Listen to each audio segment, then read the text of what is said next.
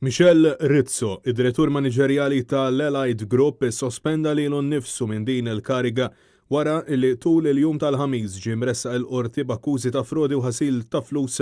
wara li twetqet investigazzjoni ulterjuri brabta mal-allegata konfoffa bejn l-ex Chief of Staff Kastilja Keach Kembri u l-ex uffiċjali tal-kumpanija Adrian Hillman u Vincent Buħaġar. Dan il-każ kien skatta wara l-provi li ressaq fil-qorti l-ex kap tal-Partit Nazzjonalista Simon Busuttil ma' Rizzo tressaq ukoll Claude Likari. Fis-qarrija l-kumpanija Allied Group sostniet li tinsab sorpriża ferm mid-deċiżjoni meħuda mill-istat li jixli lil Michel Rizzo fil-waqt li preċiżat tajt li huwa ħa din id-deċiżjoni li jissospendi lilu nnifsu minkejja li l-pulizija ħabbret li m'hemm l-ebda evidenza li Rizzo għamel użu ħażin minn xi fondi. Il-kumpanija insistiet li dejjem ikkooperat bi sħiħ tul l-inkjesta maġisterjali u li kommessa tibqa' taġixxi b'dan il-mod sabiex kull min iwettaq xi forma jew oħra ta' reat iħallas tal-emil illi wettaq għad-detriment tal-kumpanija.